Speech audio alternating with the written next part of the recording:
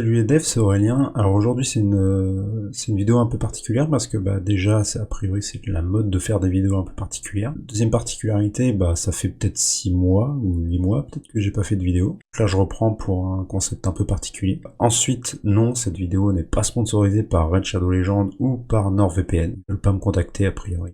Aujourd'hui ça va être une vidéo, donc on va parler donc de Capture the Flag, mais bon c'est vraiment la vidéo d'introduction parce qu'en fait j'avais mis tout le setup qu'il fallait, mais je sais pas pourquoi il n'y a plus rien qui marche, donc on va commencer par le setup de base. Je me suis un peu renseigné et c'est pas mal de commencer sur une VM en fait, d'avoir une VM qui tourne avec Kali Linux. Je me suis dit que comme première introduction au Capture the Flag, ce qui serait pas mal c'est de commencer par le setup, tout simplement.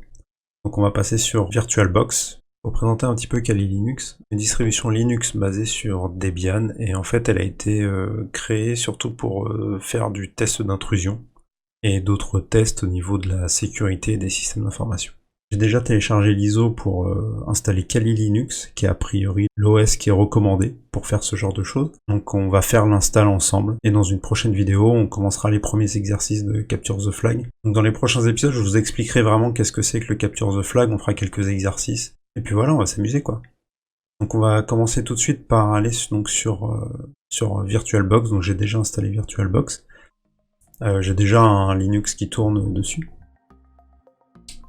Donc on va commencer donc par dire qu'on va faire une nouvelle machine. Donc moi je vais l'appeler Kali. Bon, je le mets là où il faut, c'est dans mes dossiers à moi. Hein.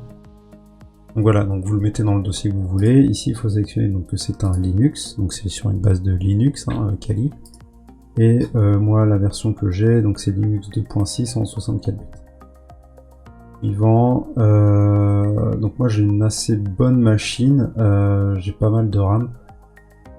Je vais pas lui mettre 16 Go de RAM hein, bien sûr, mais bon je vais lui mettre un bon 4 Go histoire d'être sûr que ça tourne, et ça va avoir quand même besoin de ressources.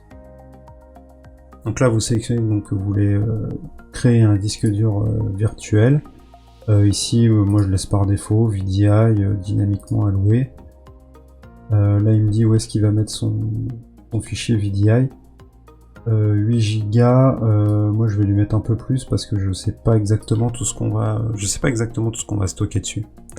Mais on va peut-être télécharger d'autres outils, il y a peut-être des images qu'on va prendre, etc. Donc je me dis 20 Go pour l'OS plus les petits trucs qu'on va mettre à côté, c'est pas mal. Donc voilà, donc là on a créé juste la machine.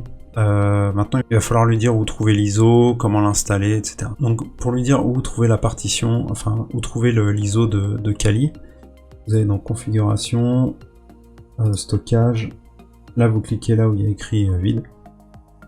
Ici vous pouvez donc choisir le fichier, ouvrir, et là normalement en fait on va déjà pouvoir commencer à faire l'install. Mais avant on va faire 2-3 petits trucs.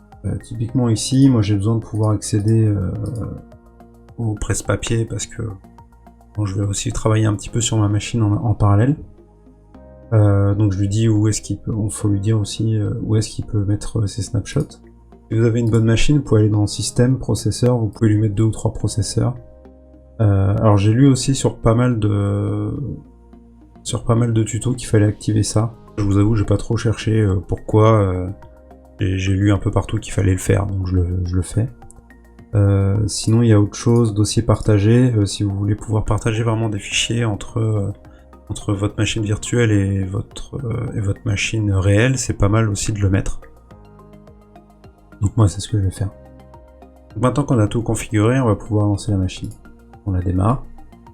Voilà, je l'ai mis en plus grand pour que vous puissiez voir quelque chose. Donc là on est sur le menu d'install. Là on va lui dire graphical install. Donc le fait d'avoir mis graphical install, ça va nous permettre de pouvoir d'avoir des menus un peu plus sympas pour pouvoir tout configurer. En sachant que si vous voulez avoir la bonne heure de votre time zone, etc., il faut vraiment que vous mettiez les bonnes choses, parce que par exemple si vous mettez English et United States par exemple, vous allez avoir uniquement les time zones américaines. Donc en gros, si vous êtes en France et que vous voulez la time zone française, il faut que vous mettiez France partout. Voilà, donc français, France. Le clavier, un clavier français.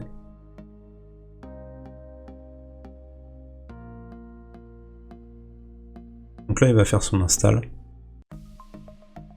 En tout cas il va commencer l'install.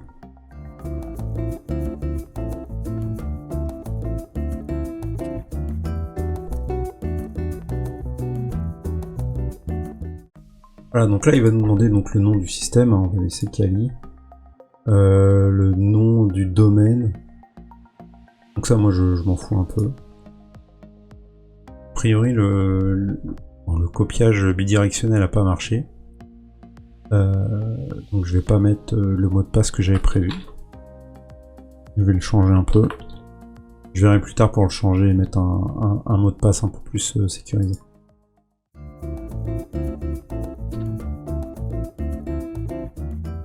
Là on arrive sur la configuration des disques. Moi je laisse ça, utiliser un disque entier, CSI 3, c'est très bien. Je laisse tout ça, hein, vraiment je vais pas trop m'embêter. Et là on va terminer ce partitionnement là. Il faut appliquer donc la partition proposée.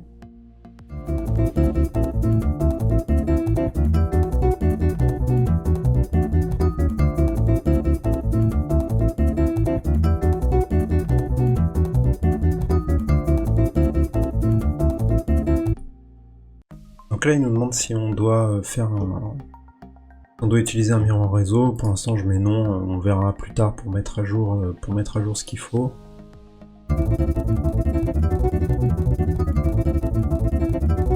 Donc là il nous demande si on veut installer le programme de démarrage Grub. Moi je le mets. Donc là pareil je vais laisser DevSDA.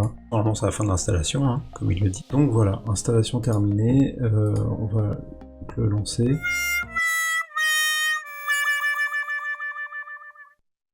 C'est comme d'hab, dès qu'il a terminé, en fait, il n'y a pas vraiment terminé. Donc ça reboot.